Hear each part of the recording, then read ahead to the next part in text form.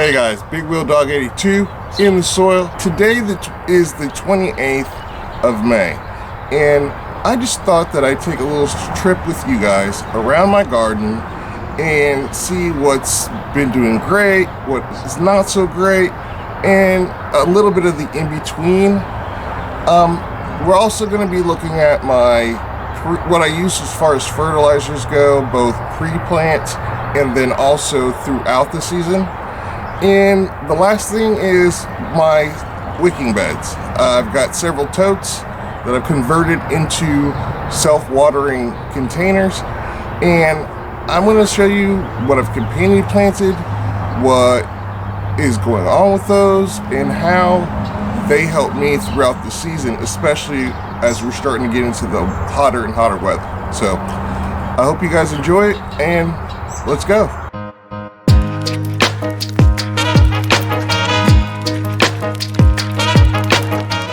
We're starting here in my raised bed that I usually just dedicate to tomatoes, as you can see. And all of them are strung up on a trellis. So I've made a short talking about my tomato plants, that I like to grow them so that they start off with really thick stems. And as you can see, even though they are trellised, the stems of them are all pretty robust, which I enjoy seeing because the nutrient uptake of the plants is good and that they're going to continue to bush out. Now, the ones in back here are all cherry tomato varieties. And then these ones in front here that are shorter, that I'm not trimming or cutting off any branches on, are either determinate tomatoes or are plants that I'm planning on doing for tomato challenge, like this one right here. This is my Big Zack. Now down here we got this little guy, and I had an issue when the first plant. This is a Cherokee Purple, and when I first put it in here, the roly-polies just decimated the first plant. So I had to restart, and that just shows that you can restart even early in the season like this with tomatoes. So I'm sure this one will catch up eventually. But yeah, they're all looking nice and healthy. I can't complain. The up and down temperature swings and the extra rain that we've gotten, that's just been crazy from time to time, has, put a little bit of hurt on these guys, but they're pulling through. The cherry tomatoes back here, I'm gonna have to trim back maybe a little bit because I just want single stem up to a certain height, and then I'll let it branch out to 2 stems. And a lot of these have already split into 3 or 4, so I don't know. I might do it, I might not. It just depends on how much it bothers me, I guess. But other than that, they're doing pretty good. I can't complain, like I said. Here we have some of my potted plants that I just keep on the patio table so that my dog Cece can't get to them and destroy them. So we've got strawberries over here. These are AC Wendy's, which are flowering and fruiting already. That right there is one of the pineapple ground cherries that I planted this year. I just had an extra one. I got another one right here that I have no spot for, just debating on if and where I'd put it, if I do still stick it in or find somebody who wants it. Here's a cabbage, which is getting pretty close to harvest, starting to head up real nicely. Here we have some cilantro, parsley, and rosemary, all looking really nice. Here is my celery, which I have another pot of next to where my potatoes are, which I'll show you guys here in just a minute too. And then over here are kohlrabi, purple kohlrabi to be exact, and they're looking all nice and lush. Obviously they need a little bit of a fertilizer boost, which we'll get into as well. In my GreenStalk here, as you can tell, we have strawberries galore, and they're doing nice. Now these empty pockets are waiting for runners to be plopped into them so I can fill up this tower completely. And then down on the bottom, right there, we've got some cilantro. Right here, we've got parsley, garlic chives, some more parsley, and then marigolds. And everything is looking pretty good. The only thing that I'm worried about a little bit is this. If you could see I don't know if it's interveinal discoloring because of nutrient deficiencies. These are pretty much fertilized pretty well. And I mean, it's not on every leaf, but it seems like every plant has at least, maybe 1 or 2 stalks with leaves on it that look like that. So I might have to look into if that's an issue or what the deficiency is, because I use a pretty balanced and complete fertilizer regime, so we'll see. Here is the other pot of celery that I said I had. Also looking pretty good. My first pot of potatoes, which they're looking nice. I am very pleased with how this is going so far. Here is some what does it say? Lincoln peas? Yeah, Lincoln peas. They're going to be getting their trellis here very soon. And it probably won't be anything elaborate.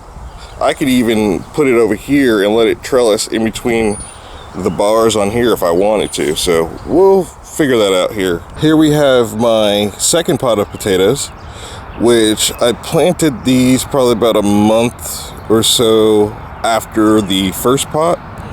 And hopefully by the time these are ready to go, I can still turn around and maybe get a second planting in. It just depends. If not, no biggie, because the other pot will be done well in enough time for me to get a second planting of potatoes done.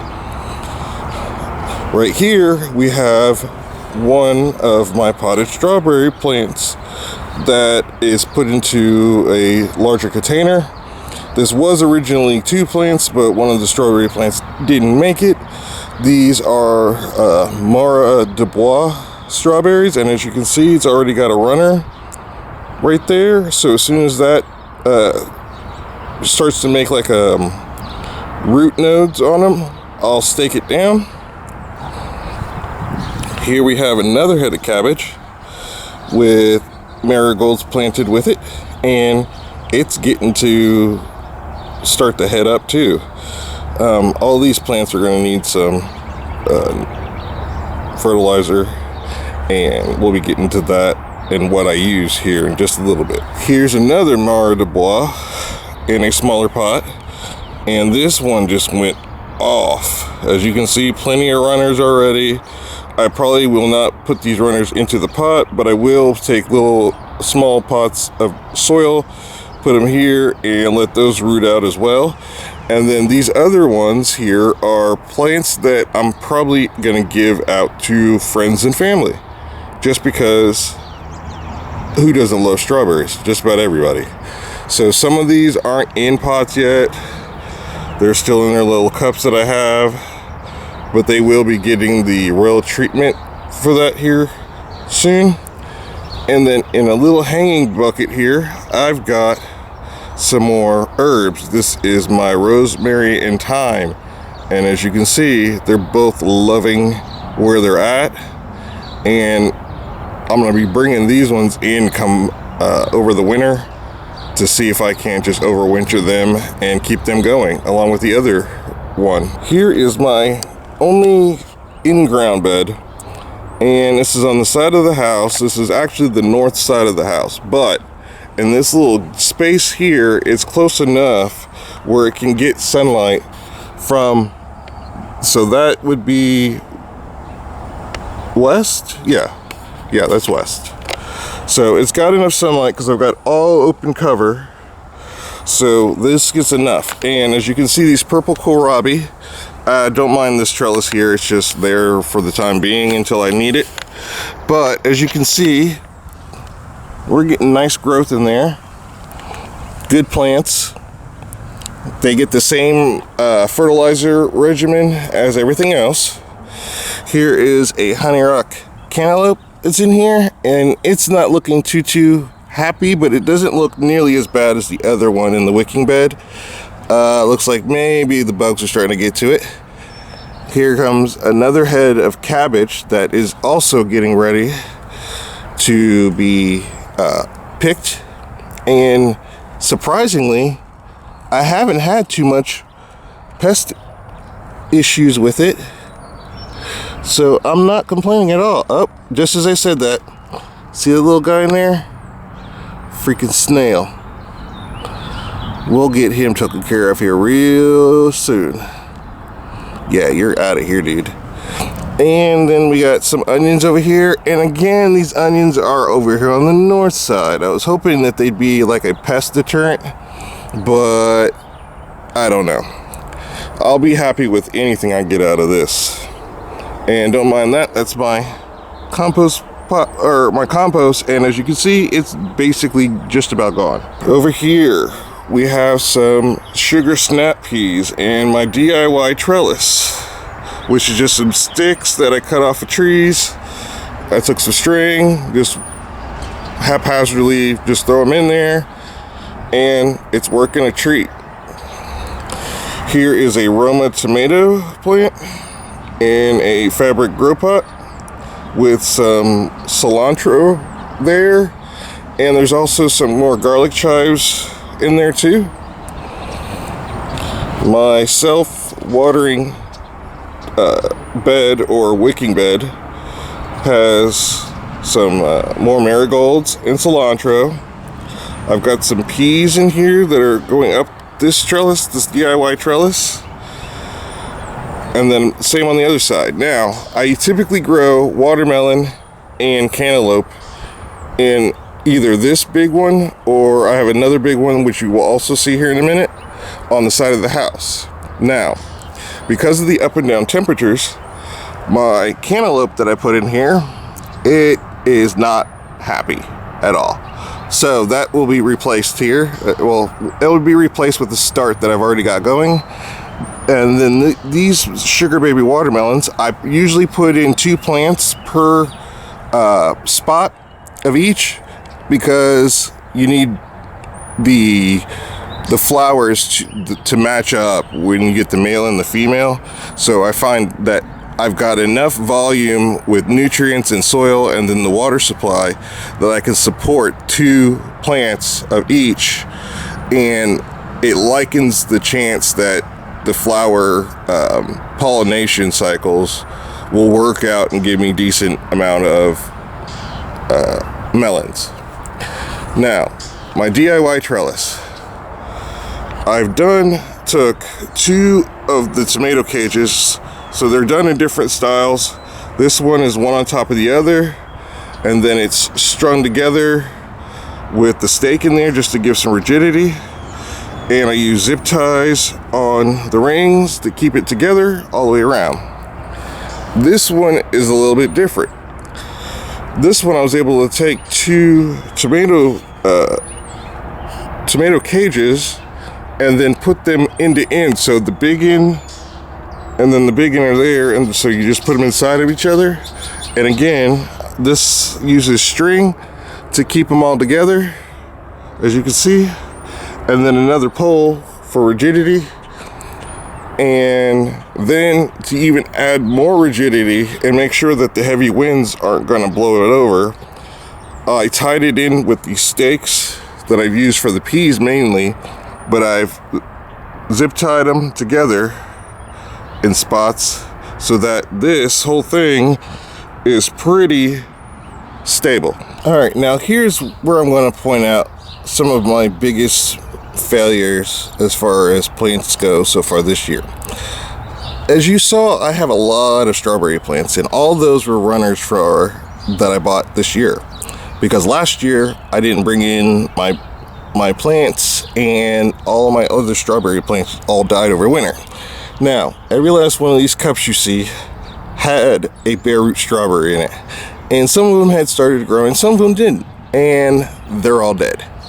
And I probably got about a dozen more cups that are just like these ones with dead strawberry runners. Now, was it a problem that I did? Maybe. Could it have been just the runners? You know, that's just what happens with runners? Also maybe. I don't know. What I do know is I'm glad I got as many as I did, because if I hadn't, then I'd be a little bit further behind now and I wouldn't have any plants to give out to family and friends. Alright, here we have my carrots. These are 2 of the 3 carrot buckets I have, and I'll be showing the other carrot bucket here in a little bit. But again, here is actually a happy accident and then another failure. The failure, I had 2 other strawberry plants in here with this one. They're all the same, Mar de Bois. So there was one that was here, and then there was another one I believe here, but I ended up taking that other one out because I could tell it was rotted. Somehow, some way, surprisingly, I dropped a carrot seed in this pot. So I left it. I don't know what kind of carrot it is. I don't know if it's gonna like this soil because it's not nearly as, you know, created. I have my own blend that I like to do for my carrots that keeps them nice and straight. So I have no idea how this is gonna turn out, but hey, happy accident. But other than that, you can see these carrots are doing really, really well. And these are all done in kitty litter containers. And then this one is about the same size container as I've got my potatoes in. So it's pretty deep. And as you can see, yes, it's infested with ants. And yeah, I really want to get rid of these stupid ants. But oh well. Here's my 3rd pot of carrots. But these ones didn't take nearly as well as far as germination. And it's mainly because I was using old seed. And I thought about just doubling up the amount of seeds for a hole that I put, but I didn't, and this is what happened. Bonus though, because there's so much extra space in here, by the time I'm ready to harvest these carrots, they should be much, much bigger than if they were planted the way that I planted the other ones, or that I had intended on these growing. So, not a loss. Again, you see a theme here. I've got another marigold, and this actual cabbage, I thought it was just one plant. What happens when you put more than one seed in and don't realize it's 2 different plants is you get 2 growing in the space that you didn't mean. And I noticed this a while ago. Nuts. We have some buggies in here, which is not a surprise. It's okay, because we'll take care of that here real soon with some BT. But yeah, I'm just happy that these 2 are growing in a pot that was only meant for 1. And I mean, it's not a huge pot. Next to it is my garlic, my only surviving garlic. And as you can see, it's decently thick. If you can see my hand behind it. So it's decently thick and it's lovely. So I'm happy and grateful that I at least have this, because it's a lot better than being completely skunked. Out of, I think, 40 cloves of garlic I planted, none of them made it through the winter, except for this one. Here are some more onions, and these were on the other side of the house, over there inside of the enclosure for my in-ground bed. And obviously they were not happy over there, so I pulled them over here, hoping to God that maybe they'll do better and at least develop into decent onions. But if not, no biggie.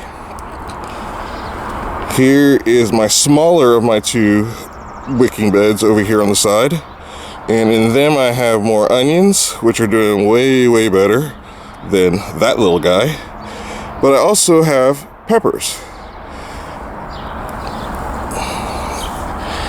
And then in this guy here, we've got my 2nd big wicking bed. And in it, I've got more onions and green beans. And they seem to be very, very happy and thriving. So here soon, I anticipate that I'm going to be getting a decent load of beans from out of here. Further down is my pineapple ground cherry that I planted as intended. So it is much, much bigger and stout than the other one that's over there on the patio, which was just a recent planting, and they're happy. Lots and lots of little ground cherries springing up all over it.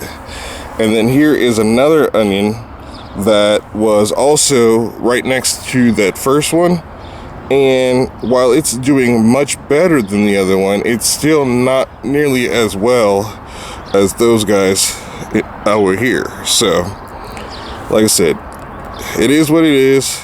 I'll get something out of it, so it's not a complete and total loss. This here is my front bed that I've got my bush fruit plants in. So this right here is a raspberry. As you can see, it's very, very loaded with nice green foliage, and it is already starting to make tons of raspberry berries. Oh, I'm sorry, flowers first. So I'm not worried about this one in the least. Matter of fact, it has little runners that have gone underground and are way over here that I have to cut every week. This here's a blackberry, and the rabbits chewed it down over the winter. But as you can see, these babies are starting to fruit and flower, which is awesome. So we're going to be getting us some nice blackberries here very, very soon. Here is some comfrey, and I've got 3 other spots where I've got comfrey. A buddy of mine, the Croc Gardener, thank you, buddy, for shipping me the bare roots, and I am making very, very good use of these. These will be both for a ground cover as a chop and drop, or I will use them in my compost. And this is a hit and miss. I've tried for 2 years to try to figure out why I can't get this plant to stay green all the time. This is my blueberry, and yes, it's got some fruits on it that are starting to develop, but the problem is they're probably not going to make it. And I fertilize, I put down some soil acidifier. I just cannot get this plant to stay green and bush out or nothing. So right now, that's the bane of my existence. Now, when it comes to my typical fertilizer regimen, I typically will use a pre-plant fertilizer, as in that I mix into the entire batch of soil that I make up. Now, other than my worm castings that I produce myself and my own compost, I will typically go with granular organic, and depending on what I'm trying to grow, we'll debate on how much and what I use in that mix. So for things like my potatoes and my carrots, I will tend to go with the garden tone as a decent amount of it, but then I will add extra bone meal. Or say I'm growing my lettuce or my collards or cabbages or something like that, I will then do the garden tone and then a little bit of extra blood meal. Now, that only covers for so long through the season though. And when it comes to giving those plants a boost, while the granular will last a while, and I will do a little bit of top dressing throughout the growing cycle of each plant, I do rely a lot on liquid organic fertilizer. And this is the products I use. I've used these products for probably 3 years it's been since I first learned about them. And it's AgroThrive.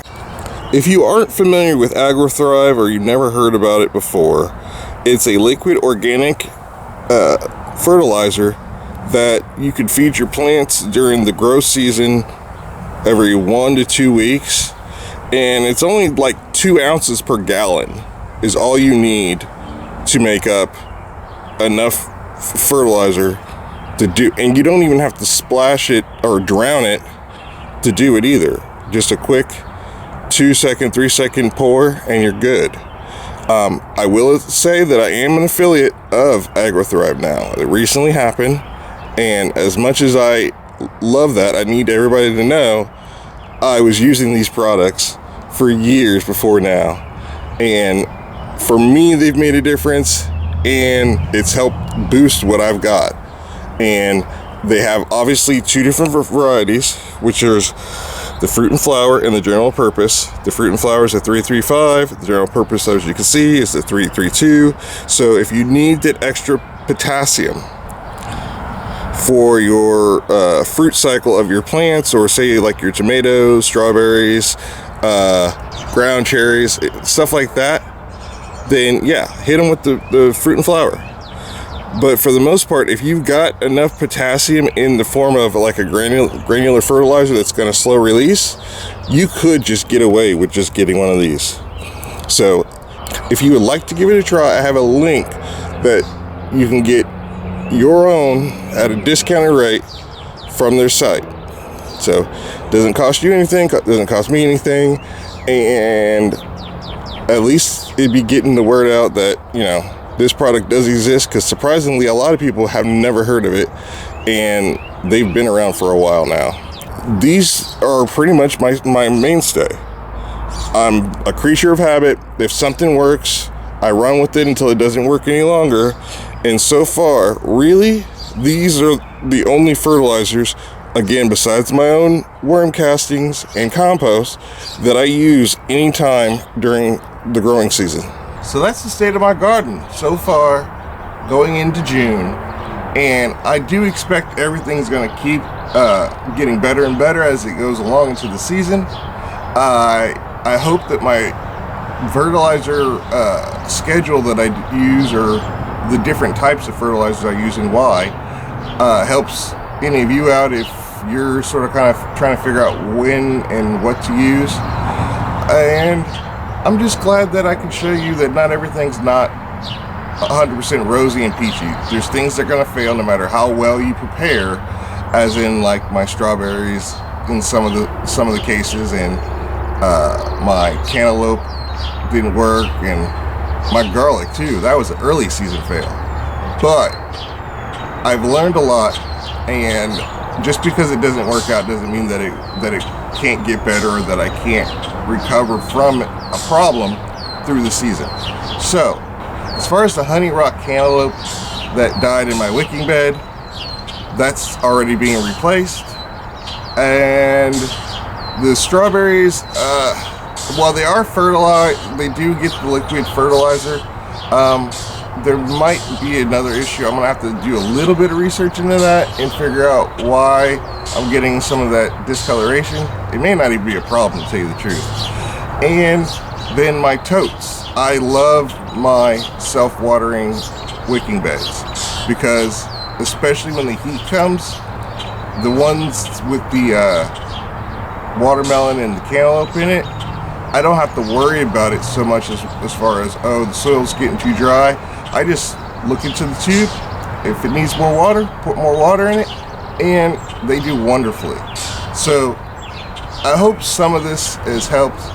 I hope that you guys continue to come back. If you got any questions, please go ahead, put them in the comment section, or if you just got any type of suggestions or constructive criticisms, please, I'll hear them and I'll listen to them.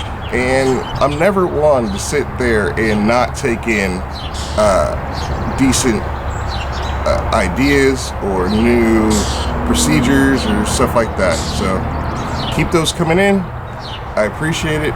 So with that, I'm Big Will Dog 82 in the soil, and I'm out of here, guys. See you later.